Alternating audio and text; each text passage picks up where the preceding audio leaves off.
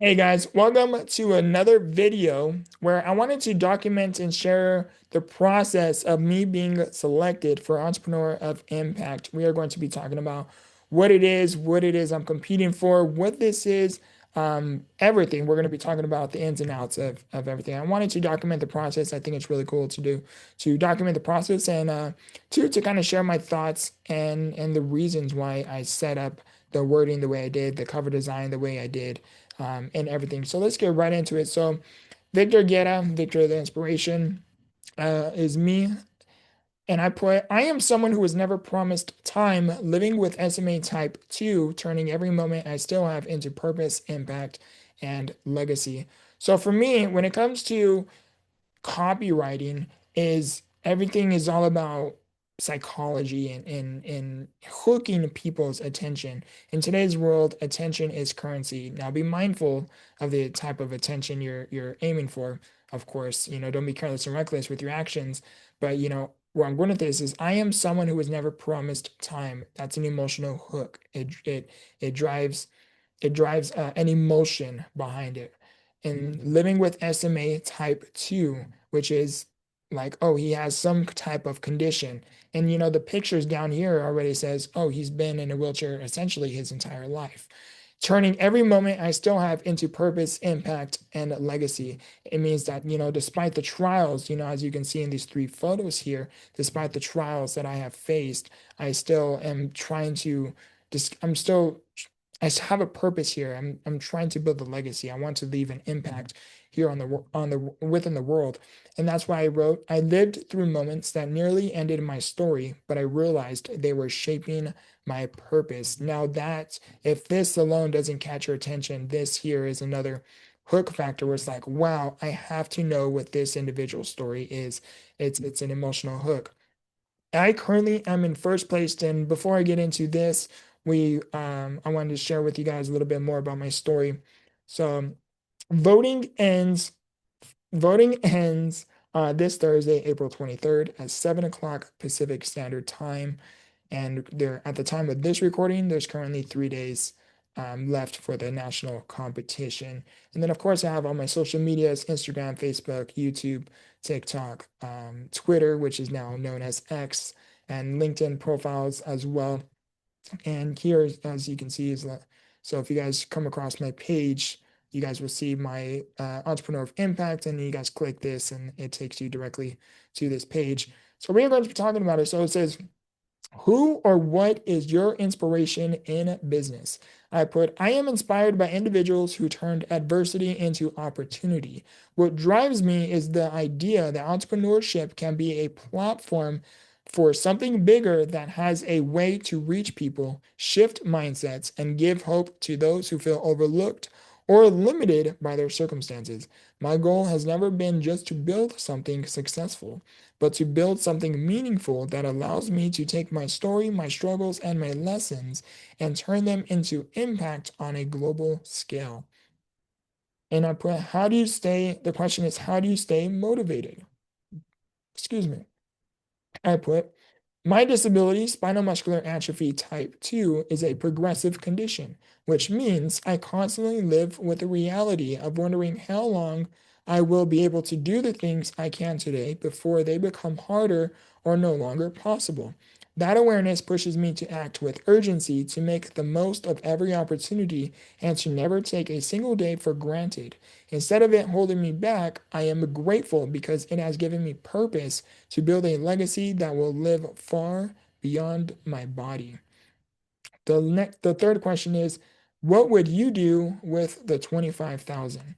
I would invest this into launching my LLC and expanding my platform as an author, creator, and speaker. Living with spinal muscular atrophy type 2 creates financial barriers tied to support systems that limit growth. Winning this would give me the ability to build without immediate setbacks and, more importantly, provide a foundation where I can move forward knowing my future is secure, meaningful, and full of possibility. This year, me winning this would guaranteed 100% change my life. Like my life would never ever be the same. I have so many different things going on. I recently became a published author. I'm a content creator. I have my own podcast now where I am interviewing a lot of extraordinary people who have turned any form of a trial into a triumph, any form of a test into a testimony, and all these different things. I'm finally getting momentum on after it was stagnant and seeing no results for years. So I've been in entrepreneurship since 2018. Currently, at the time of this recording, it's 2026. So I literally been in this game for eight years. I definitely would have been where I hoped I would have been now if I wasn't in a wheelchair. And I'm not saying this just for self-pity. It's just because my disabilities limits me immensely just because there's days where I literally am struggling to pick up my phone. There is literally days where I am struggling to pick up my hands and type on the keyboard. There's so many days like that. So if I had the ordinary lifestyle where I could just get up and go and and and do the things without physical restriction, I would have been where I had hoped I would be now. Realistically, you can probably become and make yourself known and achieve the American dream, what people like to call it and aim for. Realistically, you can get it done within like 6 months to a year. If you really, really get focused, you really study, you study from individuals who are where it is you aspire to be. And you study from those individuals and you really, really work through those mental barriers from wherever mindset place that you currently am in, you can really achieve the extraordinary at a much faster pace than I have been taking. Especially now, AI wasn't what it used to be. AI wasn't around when I started either. So with AI and the opportunities and the tools that are currently available now, it expedites so many different ways to become what people call successful. To me, successful in my book is you setting out a goal and you actually achieve it. That's the success in my book. It's not measured by a number, it's not measured by the accolades you achieve, it's measured by what it is you set out to do, which is a goal, and you achieve it. To me, that's a success. So if you have done that in any capacity, getting a degree, getting your diploma, getting a promotion, and you had that goal and you achieved it, that's a success in my book. So let's talk more about it. So we are I apologize for my head as well. Today I'm feeling a little bit fatigued, not too severe. But I'm feeling a little bit fatigued, so I apologize. My head is tilting. My neck is just getting a little bit tired, and today as well, it was a bit of a rough morning. I haven't really got too much rest. So feeling potential, Gen Youth empowering play. So it says, vote for Victor Guerra, Victor the Inspiration, to be the entrepreneur of impact while supporting a great cause. Cast your daily vote below or make a tax-deductible donation to help school children thrive and live well-nourished, physically active lives. So voting, you can vote daily for free and it literally takes like 11 seconds. It's actually shorter than that. I personally just like the number 11. And it literally takes 11 seconds to vote for free, or you can donate a number amounts, and whatever dollar figure you vote goes towards the organization, which is a great cause. And it also, whatever dollar amount you donate will also be counted as additional votes. So for example, if you donate $10, you are donating $10 to this amazing and phenomenal organization, but you are also giving me 10 votes as well. So really, really cool. And here I have photos, and I want you guys to really focus on this because I'm going to go and talk about this in much more detail. So I have all these photos of me, and I won't take too much time going through all of them because it is quite a bit. And so I have all these photos of me, and I'm trying to figure, okay, is this how it exit out? Okay, I apologize. I'm trying a new software. I don't even know how to get out of this. Okay, perfect. I'm gonna just leave it like this. I don't want to make it extra. I don't want to make it complicated. I'm using it. I'm experimenting with a new software, so I'm too unfamiliarized with it. So this is my cover design. I can just do it like this. So this is my cover design. Again, I lived through moments that nearly ended my story before I realized they were shaping my purpose. And this is me when I was little. This is me in the hospital. I believe I was actually in the ICU around this time. And then this is me, kind of just showing, I'm outdoors and kind of living my life. And this is me and my twin sister. Yes, I am a twin. I call her my little sister just because I am older by 1 minute. I also have an older brother, but I tend to keep him off social media just because of his line of work. And so yeah, this is me and my twin here. This is my mom in uniform. My mom actually worked for CDCR, which is California Department of Corrections. She worked at a level 4 men's institution prison. So my mom is a very sweet and amazing, extraordinary woman. But she's definitely she definitely has that fierce side where she could be a bit assertive and a bit assertive, so they should say. She has a fierce side. Let's leave it at that. So this is me when I was little. Again, I'm using a different software, so I don't want to pull up the photos and accidentally mess up on this video. So this is me when I was little, and it kind of shows like the growth process, right? Fun fact: I love the water. Loved the water. It's past tense. Um, I don't get in the water anymore just because the last time I got into the water is, I don't know, maybe like 6, 7 years ago. Like maybe like 7 years ago. And the last time I got into the water, I immediately wanted to get out just because my neck got so fatigued where it was so much of a workout to hold my head up where it became uncomfortable. It was unenjoyable. And but prior, to that experience, I used to love the water. As soon as I got into the pool, I did not want to get out. I ate in the pool. I loved floating in the pool. I'd be in the pool until, my hands looked like a raisin. I'm not kidding. I loved the water. So now I say I retired from the water just because I can't enjoy it as I once used to. And then this is me as I got older. It's me with my walker. I want to pull this photo up because it's a good photo. And this is me and my walker. It has, my little name here, my name here, Victor. And I loved this walker. I actually loved to walk. And, I never had the ability to actually just walk independently. So I always needed like a walker or some type of supporting device, like a walker, for example, like this. And I loved it. Again, it's just a feeling that I wish I still had the ability to do. And this is me when I was little at Disneyland.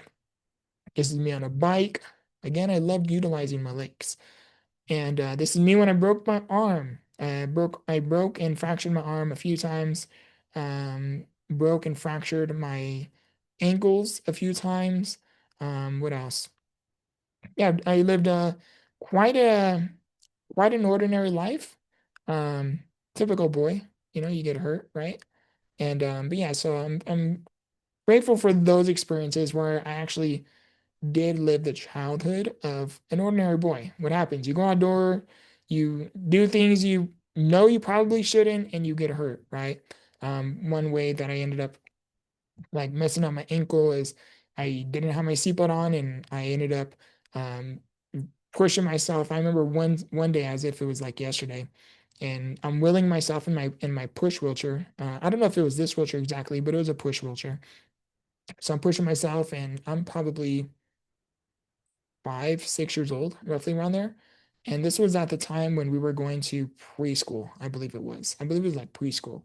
And you know how like school they had, I don't know about your school, but my school they had like wood chips. And I'm talking, being a chatterbox, and I'm wheeling myself, and I'm not focusing where it is I'm going. And next thing you know, I roll myself into the wood chips and falling out of my chair, busting my nose and things like that. I didn't hurt. I didn't fracture my leg or my arm during that time, but I do remember I gave myself a bloody nose because I went like face forward, and typical boy, getting hurt. This is me when I actually had my back surgery, and this is me when I had my back surgery. So this is my aunt. She unfortunately passed away. She served in the United States Air National Guard. She worked at She worked for the United States National Guard, and amazing, extraordinary woman. She actually moved up to the ranks as retiring as a master sergeant. So really, really cool, phenomenal woman. She was an extraordinary aunt, an amazing Thea of mine. And this is me actually in the hospital, right about to go into, I think this was either my first time about to go into for back surgery, or I was going in for round two. And we'll get into that story in a second as well. And a little story about this. So let's actually talk about it now. So by within my back alone, I had like roughly 50 plus back surgeries just alone. I stopped counting after 38. I was in the hospital for 2.5 months around this time. Monday through Friday, I was in and out of the OR. Um, excuse me, literally, I'm not exaggerating. And during this experience, so what happened is I needed a spinal infusion.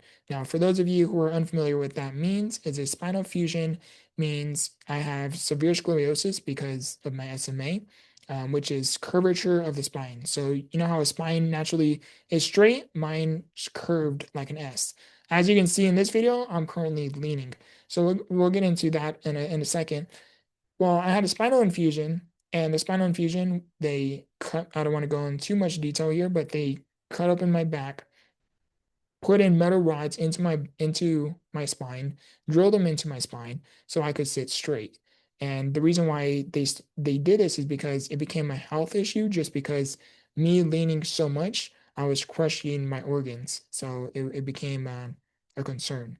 So I had a spinal infusion done. After I had the spinal infusion, everything went well. It was a 14-hour surgery. I would love to get the medical records so I can actually get a much more accurate memory on it. But if I remember correctly and accurately, during this first surgery, which again was 14 hours, that I know 100%. But during my surgery, I woke up with two big bags of blood transfusions. And I'm in the ICU. I have a tube in my throat. And I remember, again, if I remember accurately, that I actually flatlined for a little minute, for like I want to say maybe like 1 to 3 minutes, roughly around there. So a little short while, but long while, if that makes any sense. And fortunately, I was able to be able to be brought back. And after this, fast forward, after this experience, so I get better, I recover, I get sent home after like about a week. After I'm home, my showering days are completely a thing in the past. I didn't have a handicap shower at the time, so now the way that I would have to get bathed would be through a sponge bath, which is me getting bathed in bed. And if you have ever been bathed in bed, it sucks because because in the shower, what happens? You have the water constantly running on you, right? It's warm, but when you're being sponge bathed, it's a completely whole different type of experience. It sucks. I went through that for several years before eventually my family got together and they built me my own handicap shower. Years down the line, so my showering days was a thing in the past for maybe like a decade, um, roughly around there, maybe a little bit longer. And where I'm going with this is now what happened is after I had the spinal infusion, I ended up developing a severe infection in my back. So where my stitches were at the lower part of my back, my stitches started to rip, where a blister started to form. And my mom during this process, my mom was giving me a sponge bath. She was getting me ready for the day. As she was giving me a sponge bath, she sees a blister on the lower part of my back, and she's like, "What's this?" But the tone of her voice was like a great concern, like, "What is this?" Right? So now I'm freaking out again. I'm 11 years old at this time. This is year 2010, and my mom looks at it and she's like, "Oh wow!" And it's not like an ordinary blister or like a size of a pimple. It's like a quarter size blister. And so, fortunately, at this time, I developed a really great connection with my doctor over the time that I've known him, and I actually had direct access to them. And so after we seen, then this again, I think is like a weekend or something like that. I can't exactly remember when, but it was on a day where where you couldn't contact the clinic to get a hold of them. So after my mom sees a blister, she immediately takes a photo of it. And I'm fast forwarding through the process, but she immediately takes a photo of it. We send it out to my doctor, which is my surgeon, and he immediately calls up our phone. And he's like talking about it, talking to my mom about it, and he's like, "Can you put a band-aid over it, just to kind of like, case of if it burst or anything like that?" Or put a band-aid on it. My mom's still talking on the phone. After a short period of time, then the blister actually burst where you're actually able to see inside my back. I'm literally not exaggerating. You can see about maybe like an inch, about an inch inside of my back. Very, very interesting experience. And um, my mom talks to the doctor, and my doctor is like, don't have him eat or drink after midnight.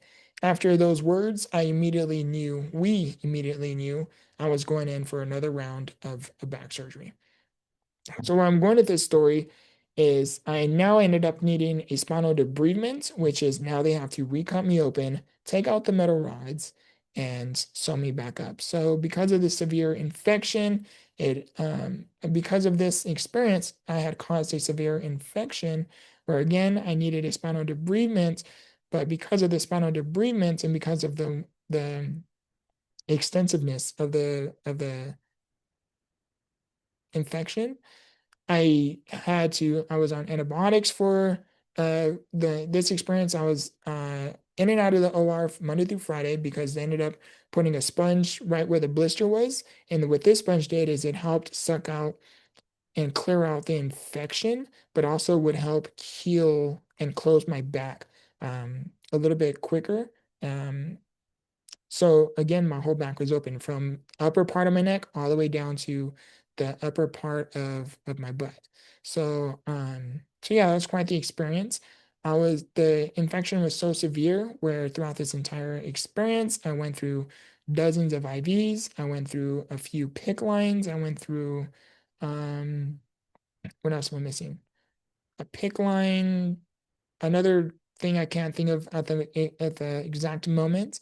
And then I also had a Broviac. So a Broviac is a thing that was placed on that needed to be surgically implanted um, near my heart. And there's like several different tubes, I guess you could say, that are connected to my heart. So that way I don't have to constantly be poked every single time they need to draw blood or give me medicine or do anything like that. Very extensive experience. Again, at such a young age. I'm 11 years old. So this, where I'm going with this story as well, excuse me, where I'm going with this story as well is my aunt, after she knew I was going in for another round of surgery and everything, she was like, Mijo, I'm sorry. I'm not going to be able to make it. I have work, and completely understandable, right? But she always made a point to show up regardless of the circumstances. And I get emotional talking about it and even just thinking about it. But so this moment, I'm excited. I'm really happy. She calls us the night before and she's like, Mijo, I'm not gonna be able to make it. I'm so sorry, but I promise you I will be there when you wake up. So me and my mom are in the waiting or in the not the waiting room, we're in the room, waiting for the doctor and the anesthesiologist and the whole team to kind of come in and talk to us about the whole process of what's going to go on within the OR. And one of the nurses comes in and she's like, "Hey, someone is asking if they can see you." And we're like, "Who?" And she's like, "Well, she's in a." I was like, "Are they in a military uniform?" She's like, "Yeah." And I immediately knew it was my Thea. So that's just one story of many the type of woman she was, type of Thea she was, and where regardless of whatever it was she was going through, regardless if she was going through stuff on her own, or regardless of work or whatever, personal and professional things, she always made it a point to be there. So I'm very, very fortunate for that. And so yeah, that's why I uploaded one of those photos. And extraordinary person. And this is me, Special Olympics, middle school. I'm competing in a race, Special Olympics. This is me racing on the track with my best friend, Fonzo Reyes, and he's actually near here, but it didn't fit in the size of the portrait. So I had to cut him out a little bit, or cut him out, cut him out of it. But yeah, great experience. So this is like seventh, eighth grade, roughly around here. This is me when I turned 15, because again, I'm a twin, and I have a twin sister. Again, I call her my little sister because I'm older by a minute, but because I have a twin sister, typical household Mexican, what happens? You throw a quinceañera, right? So my twin had a quinceañera, and so I essentially had a quinceañero, right? And pretty cool experience. This is me here, and sorry, I heard like noises outside, but I think someone is just dropping off package. This is me formal. I'm actually a sophomore in this photo, and these are two seniors. I blurred out their faces just because I wanted to respect their privacy, because not everyone is comfortable in being in the spotlight, and I may not be a big shot now, but within the foreseeable future, you never know what may transpire. Especially with where it is I'm headed, I'm kind of mindful of that direction as well. So I blurred out their faces for privacy reasons. But yeah, so these are two seniors. They asked me if I wanted to go with them to formal. Very cool experience. Amazing people. Still are amazing people. And we still keep in contact till this day. This is me, my senior year. So this is me at prom. This is a senior year. This is one of my best friends at the time on the left. So I actually went to prom with this girl right here on the left wearing the red dress, and good people. Unfortunately, we lost contact. We no longer stay in contact, but she was my partner, and in this year was one of my best friends in high school. So I took a picture with both of them, and yeah, so it's very. So this is this story here. This is prom, with this meet prom, senior prom, and then let's talk about my hospital experiences. So this is me in the ambulance. It kind of shows my documentation of being going to the hospital, being rushed in the ambulance. You see EMS, which is emergency medical services. This is my cousin actually messing around. I'm actually in the ICU during this time, and let's actually bring it up. So this is my cousin. I'm actually in the ICU at this time. I'm not doing too well, and my cousin, she always loved kind of like putting on a uniform and things like that. So I put her in it. I personally like to keep my family off social media, just because, again, where it is I'm headed and the things that I'm doing, I want to respect my family's privacy as much as possible. Just because I'm working towards what it is I'm working towards, and I know that I will be in the spotlight within the foreseeable future. Doesn't necessarily mean that they have to be as well. Sometimes dealing with that type of attention and pressure is not the easiest thing to manage, and bear through. So I'm very mindful in that. So that's why I keep a lot of my family off social media. So this is my cousin here, but I put her here because she's wearing a mask. And so yeah, she's messing around, and we just took a good photo. It's one of my favorite photos of us, actually. This is me and my little twin sister. Again, I'm older by a minute, so I call her my little sister.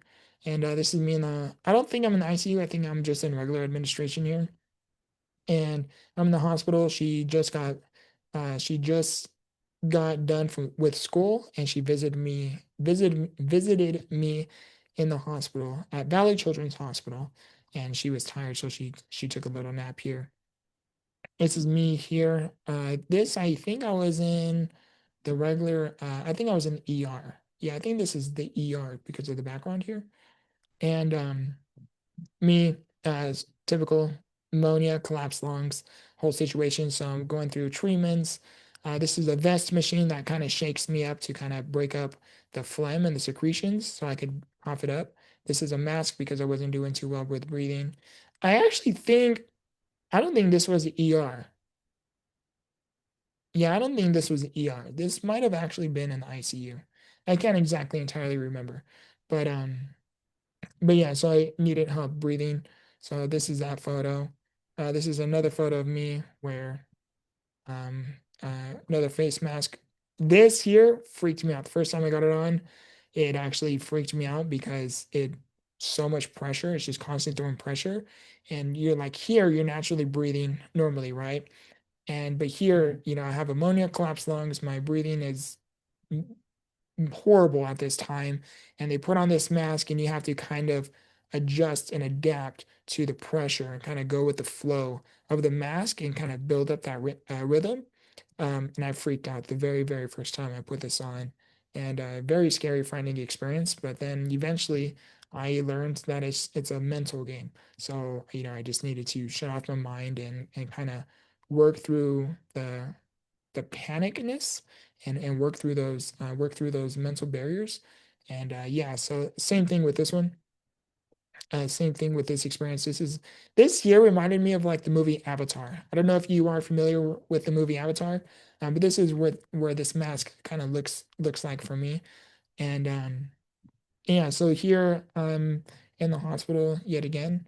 This mask, the reason why I have a full face mask is just because my lungs were collapsed so much where I needed to get as much airflow as much as possible to keep my lungs from collapsing even more. So that's why I had the full face mask, just because it prevents leakage, where I am getting a maximum air pressure as much as possible. This is me. Let me close some of these tabs. Can I have tabs open? This is me.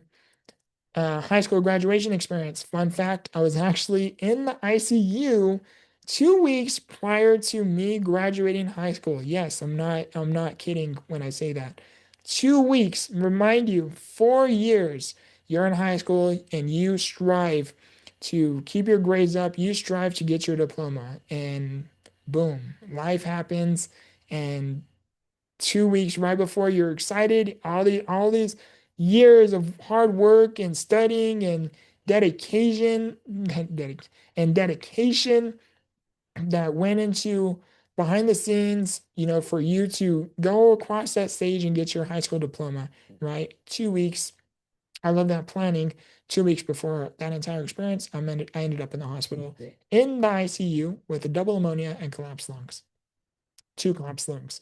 So, the story behind this is Valley Children's Hospital. Do I have the photo here? Okay, perfect. So, Valley Children's Hospital, I want to bring up this photo here.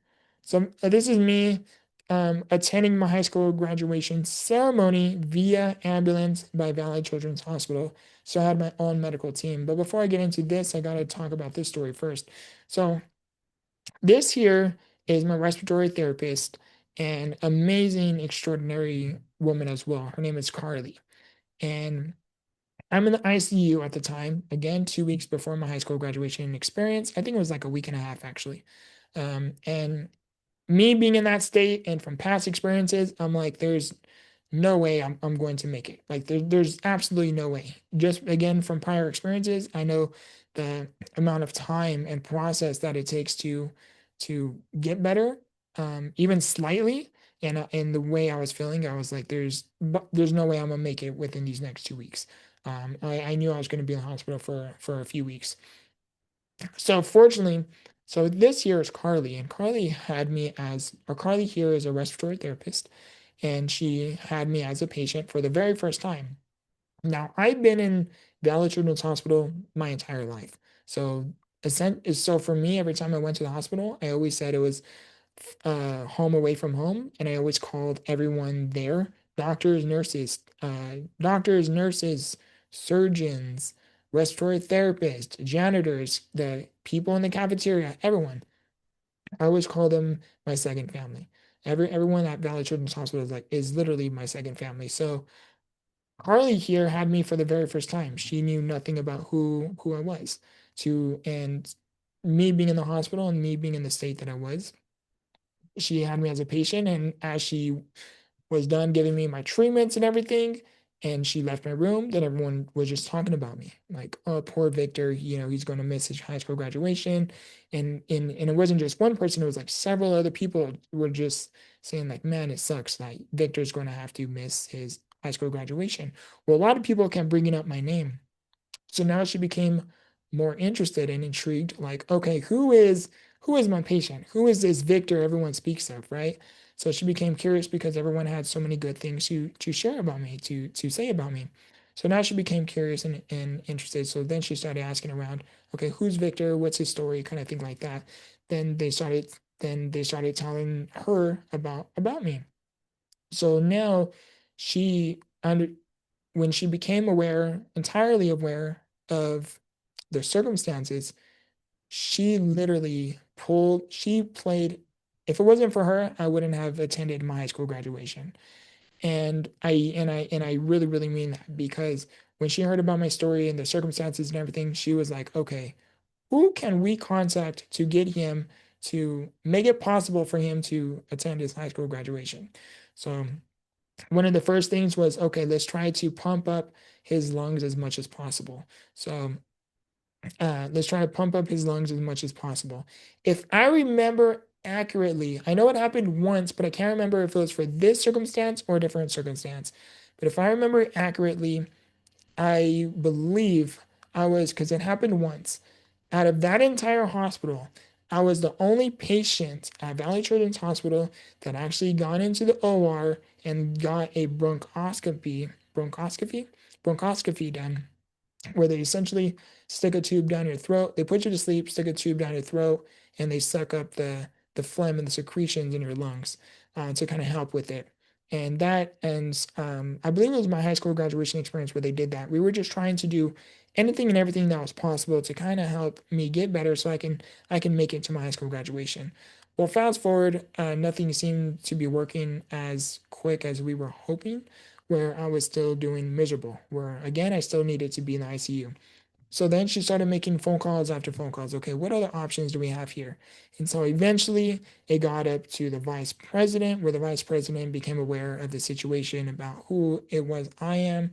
And the vice president, such a small world, because it turned out that my wasn't my counselor, it's my social worker, counselor, I think social worker at my high school turned out to be the mother of the vice president of LA Children's Hospital. I did not know that the entire time throughout my entire 4 years of high school experience. I never knew that. Me being in and out of the hospital, the my I believe she was a social worker or a counselor. I can't exactly remember, but I was a student of the mother of the vice president. So the mother knew very much about who I was.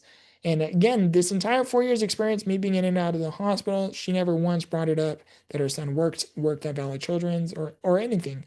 And we just had a really good relationship. And so Carly here made phone calls after phone calls and eventually got it up. It got to the ears of the vice president of Valley Children's Hospital at the time. And he's not the vice president anymore. He moved up doing other things, but he was the vice president at the time. So then the vice president called up his mom and he's like, Mom, Mom, do you know, I have one of your patients here. And she's like, oh, Victor. Like she already knew, right? And so then she starts talking about me. So then he knew, okay, I'm not just like, he knew he had to do something. He had to turn the impossible into the possible. So then the vice president walked over to the ICU room, which is where I was. And during this experience, my IV just went bad, and I needed antibiotics because I was delayed like several hours. They couldn't get a vein. I'm just a hard poke. It's not that they're inexperienced or anything. I'm just a really hard poke. I'm one of those people that not only challenges the medical staff, but gives them that type of skill set where they're able to navigate through these challenges.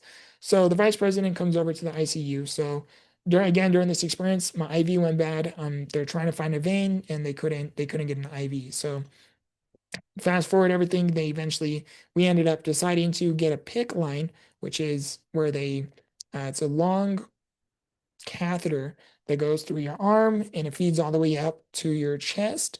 It's roughly about maybe 2 feet, maybe like 2 feet or maybe a foot. No, maybe like a foot. I think 2 feet is pretty extensive, but it's maybe like roughly about a foot. And it connects, near your heart area. so they can draw blood, they can give you medication and everything like that. And it lasted so much longer than a vein. So I mean, than a IV is what I meant to say.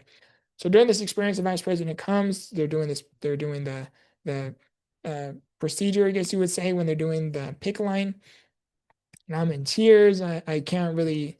I'm in tears. I'm going through it, to say the least, right? Well, then the vice president, he after everything was done and I was doing better, and he wanted to get to know me a little bit. So then we started talking, and he said, "Let me see what I can do." So, long story short, fast forward everything because it is a very long story.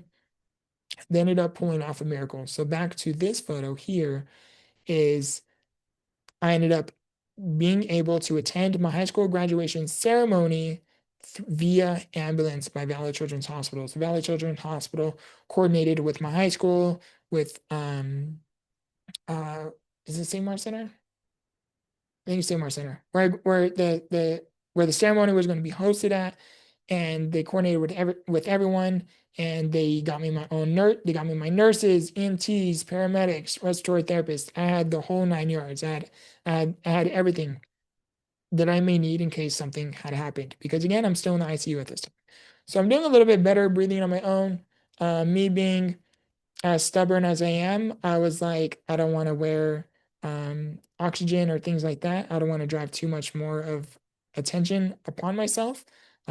Despite like this here is already causing a lot of attention, and I didn't want to take away the spotlight from everyone else. Everyone else graduating. To me, it wouldn't be fair. So it became huge headlines where it became headlines where we were on the newspaper, me and my twin sister. So fun fact, a little story here. I won't go too much here because it's again a very, very long story. But me and my twin sister, we actually went to different schools because we were in two different school districts. But because of my disability, I was able to attend a different high school, a different school out of my district, just because I could be around other people with disabilities. And and for clarification, I did take ordinary classes where I did pursue my diploma. It's just I attended a school where other people had wheelchairs as well. And they have experience with other people with disabilities. So if I needed something, they had the experience to help make accommodations if necessary. So where I'm going with this is the last 2 years. So freshman, sophomore year, I was in high school. Me and my twin sister went to different high schools. Junior and senior year, me and my twin sister were finally able to attend the same high school together. So she actually transferred, leaving her friends in her high school to be with me so we could graduate together. So all of this was planned years in the making. And we tried so long to have us attend the same high school from the get-go, but it took a process where eventually we finally got the confirmation or the the confirmation where she could attend junior and senior year of my high school so we could be together. So all of this was in the making. So then again it became news headlines, it was all over, it was everywhere. It was everywhere. So I attended my high school graduation experience. So this is here. And then here after I graduated and everything, right once I got discharged, just about after I got discharged, the vice president asked me, what is I forgot what word oh, he said, what is your dream or something like that. I forgot what it was. And at this time, I can't remember exactly the exact question, but I was like, he asked me something, and I was like, I would love to ride an Air George. And my mom was like, no, don't say that, because if you ride an Air George, which is Bella Children's Hospital helicopter, medical helicopter, and she was like, no, don't say that, because if you ride in the helicopter, you are in critical condition. You're not doing too well, right?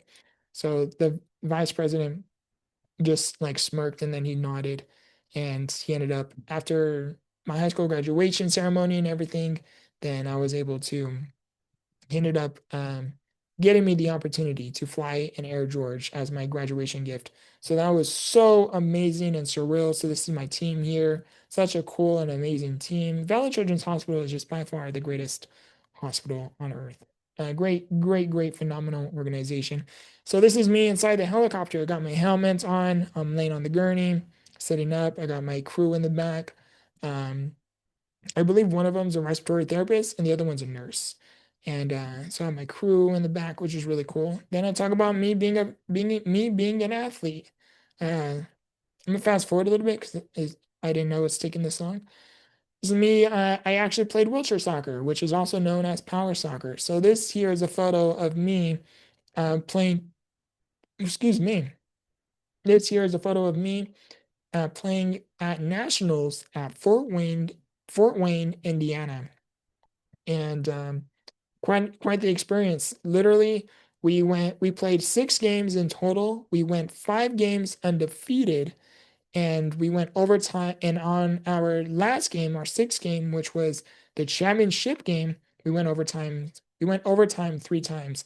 Such a cool and exciting moment. And fun fact, I even fractured my rib cage during this experience. So that was fun. This is another photo of me here, and another photo of me here, and then got a medal, which is really cool. And then, now I'm talking about my entrepreneurial journey. It's me being on the computer. Me being on the computer. Anything, and this is my little dog here. If you get, I don't know if you guys can really see it in the video. But this is me watching. I think I was studying a course or something. I can't exactly remember what, but I'm studying something. And this is my little dog here, and she's just resting her head right on my mouse pad, I guess you would call it. And anytime like I wasn't doing anything extensive, like I was just watching a course, anything that didn't involve typing whenever I needed to work, essentially. Um, sure, I would always have her on my lap because she would just be sitting on the floor and she would be looking up to me and she would be whining because she wanted me to hold her. So anytime I wasn't doing anything where I needed to type and I was just like watching a course or watching YouTube videos, just educating myself, then I would do that. So, um, so yeah, so that's where that photo is. And then this is me entering entrepreneurship. So I actually graduated. So I graduated 2017 in high school, receiving my high school diploma. After after high school, I pursued the traditional route, which is pursuing community college, and with no sense of direction. It's just me doing the traditional path, right? So I attended community college. Upon attending community college for my first semester in 2017, then me having the experiences I've had with ammonia and collapsed lungs, I went to all of my professors or teachers, and I was like, "Hey, I'm so and so. I'm not thinking pessimistically, but within the holiday season, I most likely will end up in the hospital for having ammonia and collapsed lungs. Now, when that happens, what are my options? My twin sister also comes here. Would she be able to pick up my work and I can do my work at the hospital, or would I be able to do my work at the hospital? And of course, they said I'm much better, but they all said the same thing. I'm sorry, but we'll cross that bridge when we cross it. So I'm like, okay. Me being me, I knew we were going to cross it just because I had a track record for several years where I could predict where I would be where I would be during the holiday season. It's just cold weather. Cold weather is just not the greatest for me. So, for example, my immune system is low. It's not the strongest like an ordinary individual.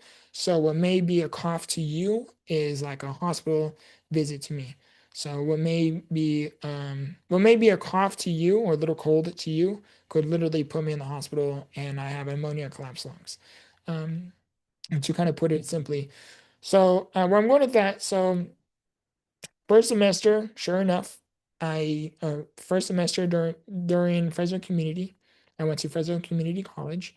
First semester attending my community college, what happens? Ended up in the hospital 2 weeks before finals were done. And during this time, I emailed all of my professors, hey, this is my circumstance, yada yada. Um, excuse me. Had my twin sister pick up the work and I can do it here in the hospital. And they all said the same thing. I'm sorry, but you're going to have to I'm sorry, but this is finals week. You're going to have to repeat the semester, and that is if you are going to have to repeat the semester next semester, and that is if the class still has available spots. So first semester was a complete waste. And for those of you wondering, well, how come you just didn't take it up to the dean or fight for it? Me personally, my entire high school experience, I essentially had to fight for my education because I missed about 50 to 60% of my entire high school experience just because again I was always sick. I was always in the hospital. I was because of the sometimes the extensive recovery that I would need and because my immune system would be so bad, so shot out, I needed to be on home studies to kind of build up my immune system again. So and and I also want to elaborate that, you know, my high school experience was great and phenomenal. I did have an amazing support system, and I did have a lot of um I did have a team. I did have a lot of support where they understood my circumstances. But of course you would get sometimes those phone calls like where the a parole officer would call up my mom and just think they don't know my case. They just come across my name, me missing so much school. They call up my mom and they're like, "Hey, are you so and so?" And she's like, "Yes."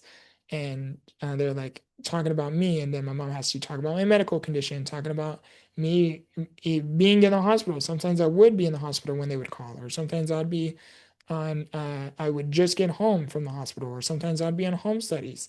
And sometimes they just thought I was just an ordinary student. They really didn't look at my case or really look at too much about the student, which is me. And so that's what I mean about going back and forth with my education system during high school. But again, I also want to emphasize that, you know, my high school experience was great. I did have a lot of great support in that aspect. Um, but, you know, I was just tired. I was just exhausted to have to fight for my education. So, me being me being the optimist that I am, I was like, okay, you know what? First semester, a complete waste, right? That was my mentality at the time. And I was like, me being the optimist that I am, I was like, okay, second semester, I'll just simply do it. I'll do online classes. That way, if I end up in the hospital, what happens? I can do the work. I can do the work in the hospital, right? I did that. I did that for about a month, and it drove me nuts. I did not like it. The one thing I did not like the most is me. If you have a question, if I had a question, I would have like if the teacher professor, you know, is saying your assignment or telling you what it is you need to do or educating on the screen and you have a question, you can't exactly just raise your hand in class and ask your question and you know and ask until eventually you're able to interpret it, right?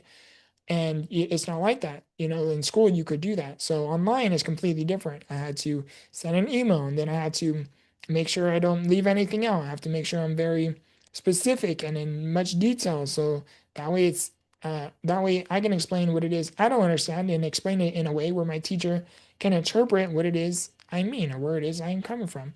So during this time, you know, of course, you have your assignments, but it's also on a deadline. It's also on a time limit, time crunch. So now you're on a waiting game and you can't do anything because you don't understand anything. And by the time you get an email back, hopefully you still have excessive time to get things done. So I didn't like that. I didn't like that. So fast forward, this is 2018. I ended up talking to my mom and I was just telling her, I was like, you know what, what do you think or how would you feel if I dropped out? And she already knew, like she seen what was going on behind the scenes, how mentally exhausting it was and how much it would like frustrate me with me not understanding things and you know having to wait like it was a waiting game and things like that. I personally didn't like the online classes. So she understood my point of view and I was like, what do you like how would you feel if I dropped out? And you know, like an ordinary son, you want to make your mother proud, right? My dad was never in the picture, so that's why I talk about my mom a lot. But um you know you just any good son, you know, you want to make your mom proud, right? So I wanted her support So that's why I went to her. And she was like, son, she was like, I don't care what you do. Not that she doesn't care, but it was along the lines of, it doesn't matter what you do, just, she just wants me to do something. She doesn't want me just to sit there and deteriorate. Right. So, so I had her support and she understood too, because other people that like me being in soccer, for example, right? I had another good friend. His name was Jordan. He unfortunately passed a few years ago with his condition. And, he too pursued college. Very talented, brilliant guy, first off. His mind was truly extraordinary and very, very creative individual. Anyhow, um, he also attended college and it didn't quite work well for him either, where he had to drop out as well. And so she understood where I was coming from. She understood the challenge. Like high school and college are completely different. So especially accommodations wise. I don't know about your state. I live in California, which is the USA, so I can't speak for every high school and college out there, right? I can only speak on my own personal experiences. So then I dropped out. About a month goes by. I'm going to kind of speed through this now. But about a month goes by, and during this month that goes by, I'm playing a game. I was playing on my PS4 at the time. I think it was a PS3, one of the two. I think it was PS4. I'm playing GTA 5 to be exact. And and at this time, when I'd play the game, I would just be in deep thought. I'd be cruising around in their car or doing missions or whatever, and just having fun on the game. And I ended up about a month goes by, and again I'm playing the game, and I just had like an epiphany moment where I'm like, "What are you doing with your life?" I'm having like that self talk with myself, like, "What are you doing? You say you want this, you say you want that, but like you're doing nothing to get there. You're doing nothing to achieve it." And I just had like an epiphany moment, and like an awakening, I should say. So that night, I was in deep thought, and I was able to predict, like, okay, tomorrow is going to be when I'm going to wake up, going to get ready, going to eat and sleep, right? And and every day was just on repeat. I was able to predict every single day. It was like a constant routine, and very depressing when you actually think about it and as I reflect on it. But so that I didn't like it. So me being me, I that night I did extensive research. How can I make money at home? What remote jobs can I do while being in a wheelchair? And I started doing all these different things, sitting in a chair, and then I started getting more in detailed. Okay, what jobs can I do being in a wheelchair? And then I started doing all these different things. Then I started thinking bigger. Okay, how can I build a business sitting in a wheelchair? How can I make $1 million? How can I become a millionaire? Things like that. I started asking bigger questions and better questions. You ask better questions, you get better answers. So eventually I came across a business model called e-commerce, and I got into e-commerce. I fell in love with it. It caught my attention. It was very intriguing. Bought a course for it, and bought a course for it, which was actually $2,500. And I was able to do $500 monthly payments. So that helped me out a lot because I didn't have $2,500 upfront, in cash in liquid. So then I bought the course, I got started studying I found a mentor through a course. Um, that course led me into building my own store. So this here, May 7th. So underneath here, it actually says first sale, but it doesn't fit into this image. So that's why it's cropped out. But at least I have the date in there. So May 7th, 2018 was the day I got my first sale, which was $13.97 in revenue, not profit, but in revenue. And I will never forget this because I actually was asleep when I made my first dollar. And that was one of my, excuse me, and that was one of my dreams, to make money while I sleep. You do that, you're going somewhere. So and yeah, so that was a cool surreal moment. So here I learned how to build websites. I learned how to do marketing on Facebook, do shout outs on Instagram, how to contact influencers, how to contact suppliers in various countries from the United, both domestically and internationally. And I dealt with suppliers from all over the country. I learned copywriting. Um, I learned human psychology, all these different things. And then so I documented my entrepreneurial journey here. So this is my first sale. And then this is just another screenshot that I had. And this is how much I made in a month, like roughly $230. Yeah, 226. The reason why I squinted is because I wanted to see the orders. So I think it says 8 orders here. That's what I was looking at. So eight, yeah, 8 orders. And I actually made my biggest revenue I made in a single day was actually a little over $800 in revenue, not profit, but in revenue. But I couldn't find that screenshot. I couldn't find it. But that was actually Thanksgiving Day. I will never forget it because it was Thanksgiving. I'm with my cousins and I have my everything set up on the back end, and I'm getting sales right during Thanksgiving. So that was pretty cool. But I couldn't find the screenshot. I know I have it somewhere, but I couldn't exactly find it. So then I talk about my stocks. I also am very interested in stocks. I like stocks. I like cryptocurrency. I like things like that. So this year is a screenshot, which is 1 year. In 1 year, I was profited 58% with this investment. Another year, another screenshot is this is in total. Another screenshot, which is everything 55%. I'm up. Now, anyone who knows anything about stocks, you will know that on average, you will gain if you play your cards right and if you do your diligence. On average, you're going to get about like a three to I think it's like 3 to 5%, 3 to 6% um uh ROI. So which is profit. So me, I did like over 50%, which is like 60%. I just see things that I think a lot of the ordinary eye misses. So I did that a few times. Would it be luck? You could call it that. I wouldn't call it luck just because I've done it a few times and I don't want to go in too much detail, but I've done it a few times and I've profited every single time. So I just know how to pick certain stocks, I guess. But I see certain patterns and I see certain things.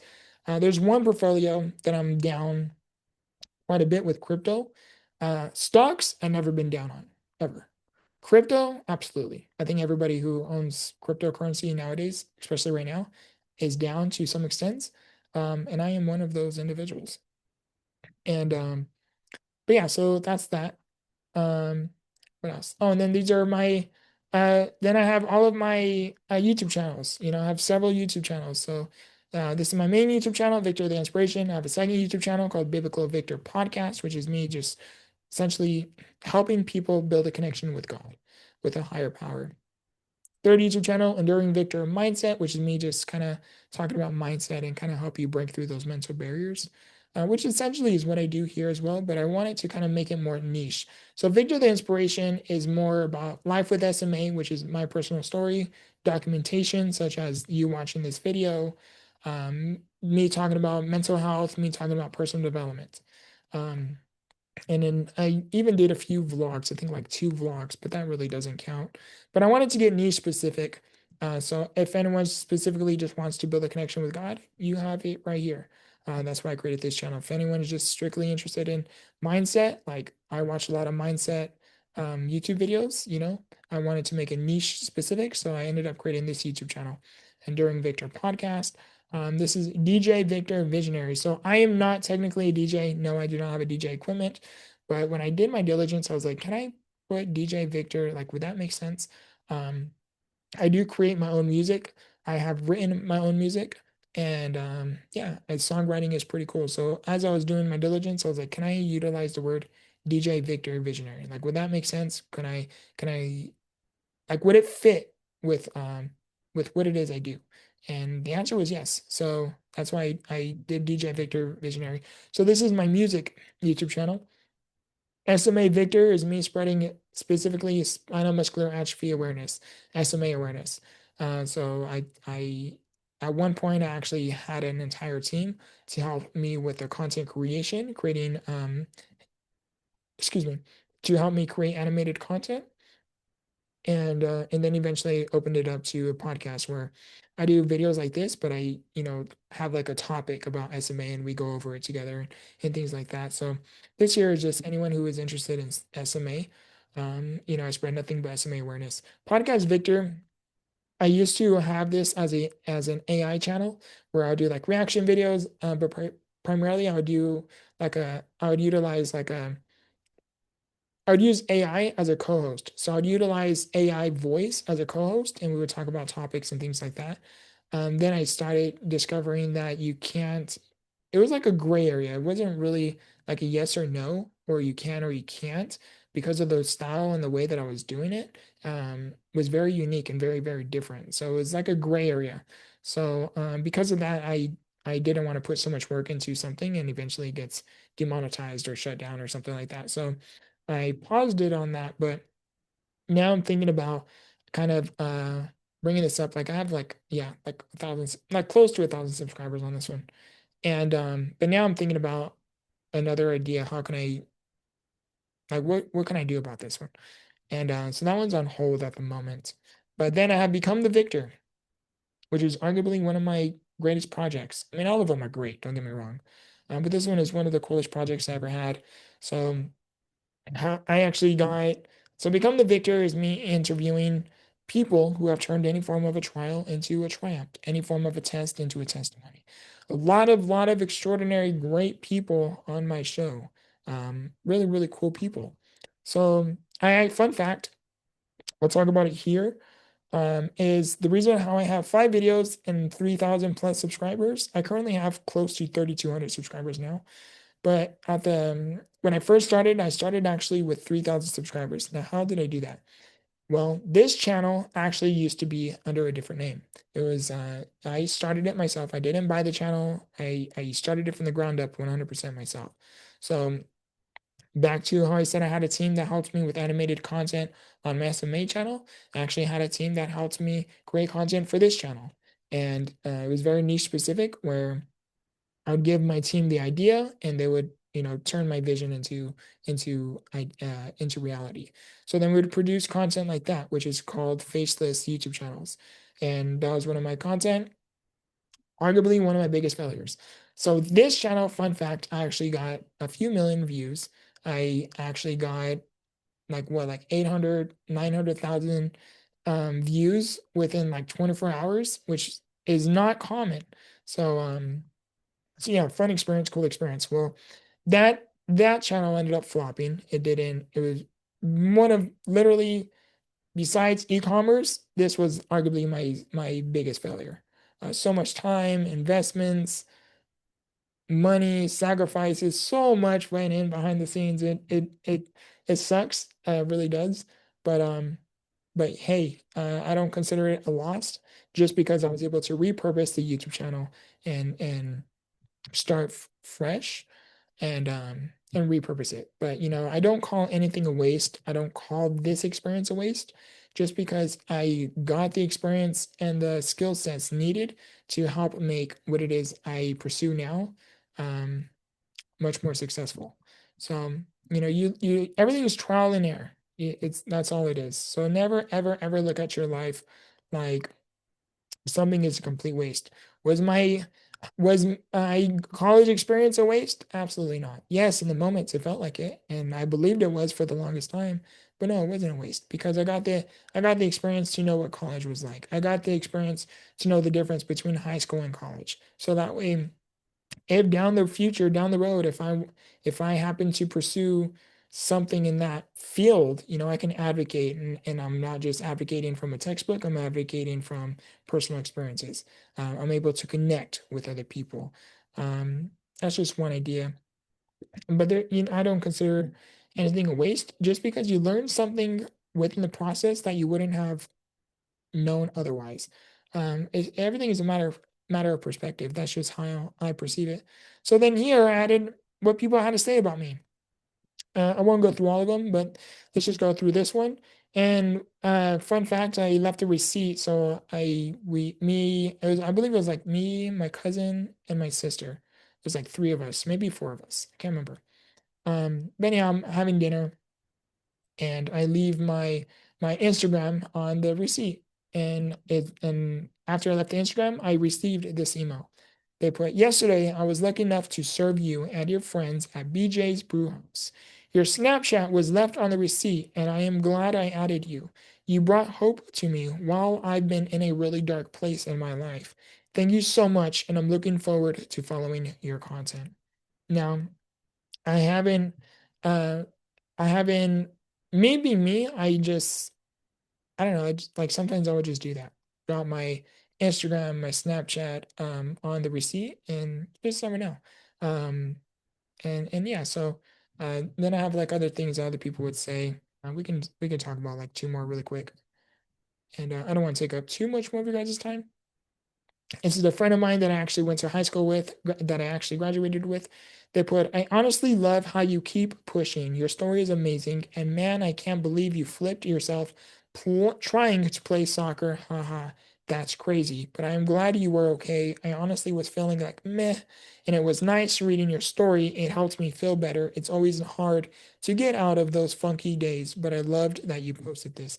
I can't remember exactly what I posted here, which is why they left that, excuse me, which is why they left that comment.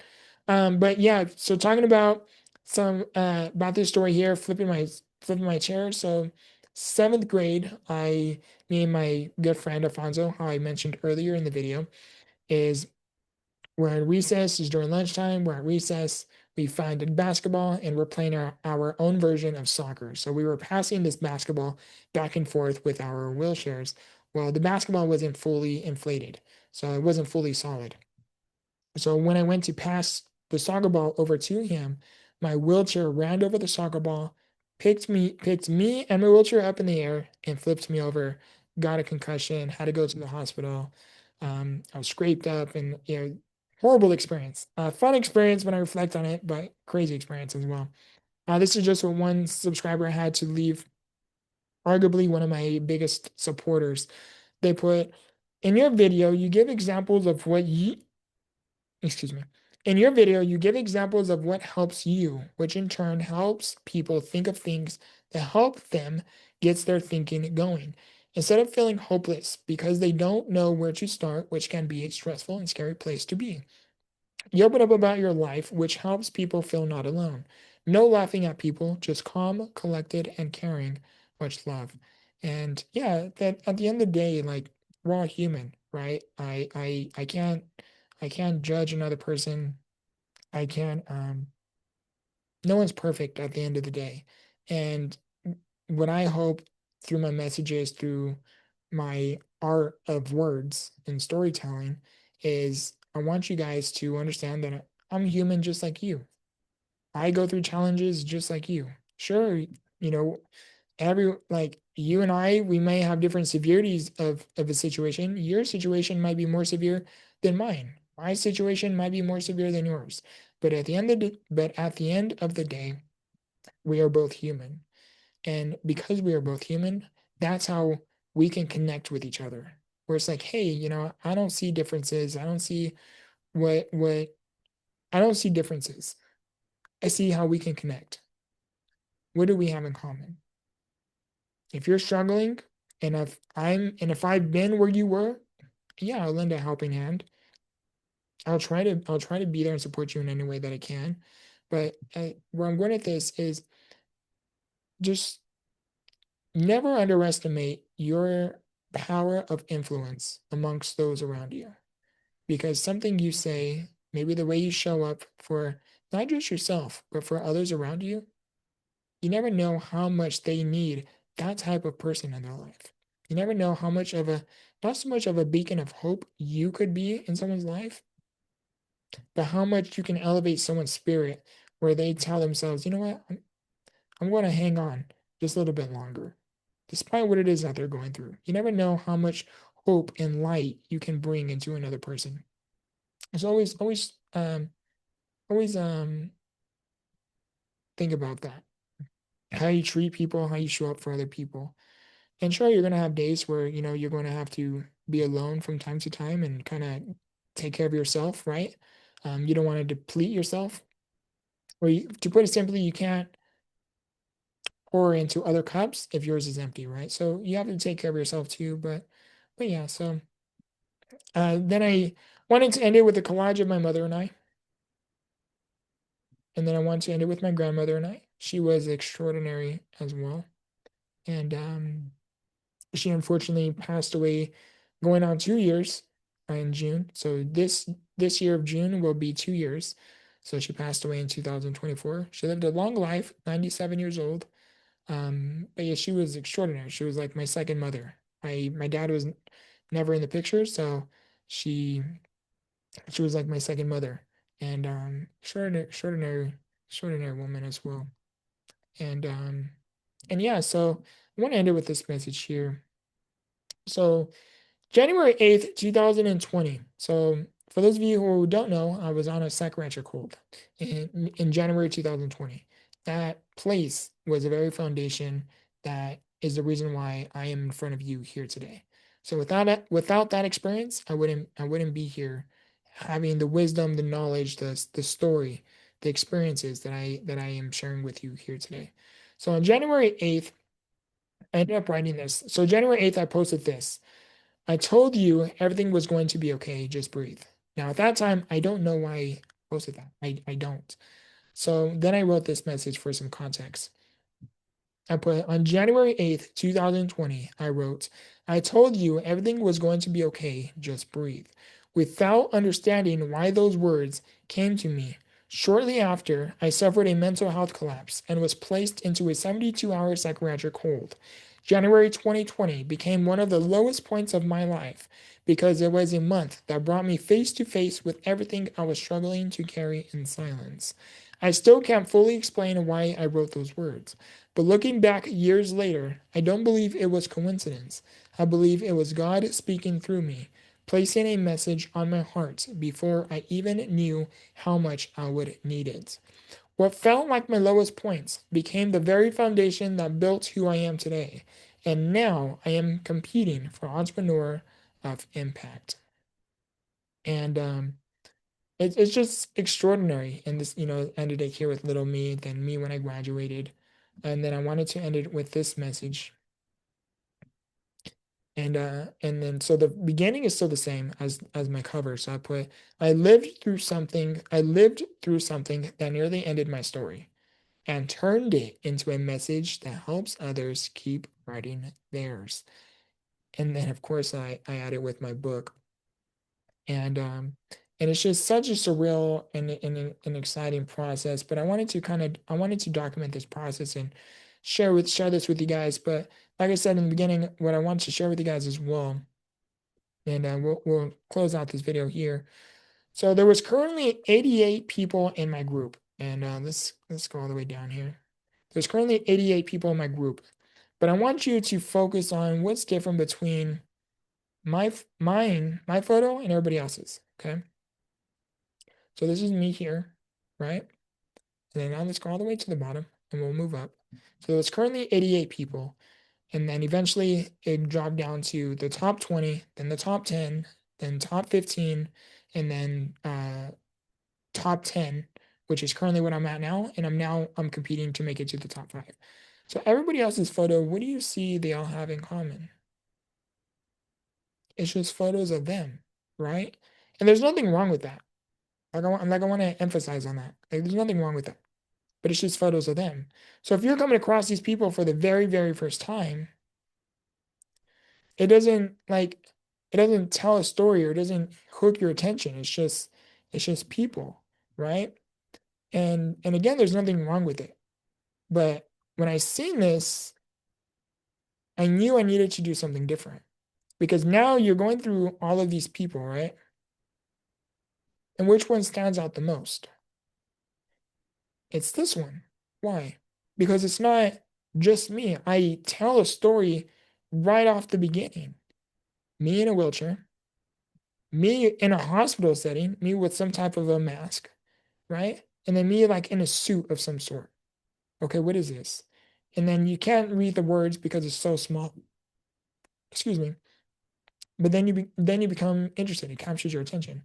So then you click on my photo, right? You open it up, And then you see all this. I am someone who was never promised time. Living with SMA type 2, turning every moment I still have into purpose, impact, and legacy. And then I wrote a message here.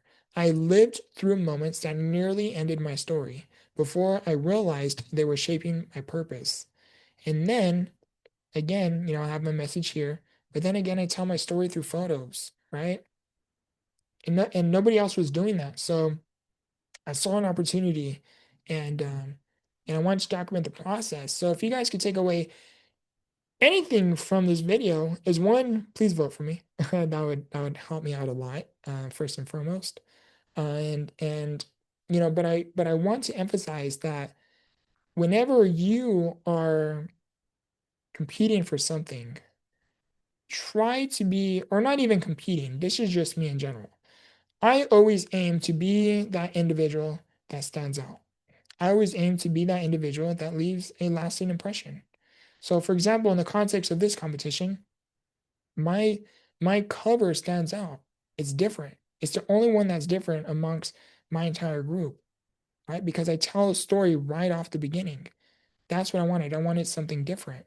Now, back to what I was saying as well, is I always try to leave a lasting impression. For example, you go outdoors and you go to Starbucks, for example, right? And instead of you just ordering your drink, why don't you say, hey, like especially, if there's no line, and you're not taking up too much time. But if there's like no line behind you or anything, right? Take that extra time. Hey, how are you? Oh, I'm doing great. I'm doing good. I'm doing great. How are you? Right? And then go a little bit further. Oh, what made you get into this? Make people feel seen, make people feel heard. Those are the people that are remembered. Those are the people that help lift other people's spirits. Those are the people where, at the end of the day, you never know what an individual is going through. And just because of the way you show up for other people, the way you acknowledge someone, the way you made someone feel seen and heard, valued, you never know how much of a difference, how much of an impact you could have on that individual's life where they could be going through a season. And I mean a season. But because they came across you, because of your influence, they chose to hold on to one more day. That's how we make a difference, by being mindful of other people and trying to show up for people in the best way that we can. Try to be there for other people. Make other people feel seen, heard, and valued. Because at the end of the day, don't you want the same? I love you guys. I appreciate you guys. I hope you guys really liked and enjoyed this video. This video is really, really long. I actually don't know how long this video is, but I know it's a long one. But I really liked how this video came out. I love you guys. I appreciate you guys. If you guys can please vote for me, the link will be within my description. And also as well, please check out the other links within my description. Please vote for me. It's free. You guys can simply go to my Instagram, Victor the Inspiration, as well. And my links are there, along with my book, along with my podcast, along with anything and everything. And your support would mean so, so much to me. When I first began this competition, I had no idea I would make it through the first round. I was telling my family and my cousin that I was talking to yesterday, and I was telling her, I was like, being selected, let alone, is a blessing within itself. And I was like, even if I didn't make it through the first round, like being selected to me was more than enough. And then eventually I made it through the first round. And I was like, wow, this is like huge, right? Then I made it through another round. Then I made it through another round. And I am so close to making it through the top 5. And the way all of this has just been going and transpired, it's so surreal. If I can predict anything that comes out of this, is one, I hope something I shared within my story helps you in any capacity, whether it's big or small. But also, I hope it delivers you enlightenment, the courage, maybe the the ounce of faith to take that leap where you too can pursue your dreams, that anything really is possible. And I am a living example that the impossible can become possible because I am not only speaking in front of you today, but I am living in a miracle. I should not be here. Me experiencing the back surgeries I've had, me experiencing the pneumonias, collapsed lungs, ICU visits that I've had, me going through my mental health collapse the way that I did. There's so much more beneath my story that I can't even put into one video. But I want you guys to know that if you guys continue to keep the faith, continue to hold on to one more day. And when that one more day comes, you remind yourself again, just hold on to one more day. And you keep holding on to one more day. I promise you that maybe not tomorrow, maybe not next week, but you allow yourself the fighting chance that next month, maybe even next year, you can turn your greatest test into your greatest testimony. I love you guys. I appreciate you guys. And as always, remember, grow through what you go through. And if you guys want to help me even more, is one, again, please vote for me. That would mean so, so much to me. You have no idea. Two, please share my Instagram, my post, more so about Entrepreneur of Impact on your story. It really, really helps me get my name, my message out there more. And thirdly, if you really, really want to go the extra mile, and if you really, really love my story, if you have connected with me in any way, if you guys share something of my post and maybe tag Damon John himself, because even if I do not make it through this competition, maybe I could interview him on my podcast. That would be huge. So yeah, let's see what the future holds. I'm really looking forward to how all this transpires. I am a firm believer everything happens for a reason, and I am a firm believer that God performs miracles because again, I am living in one. Again, I love you guys. I appreciate you guys. And as always, remember, grow through what you go through. Much love.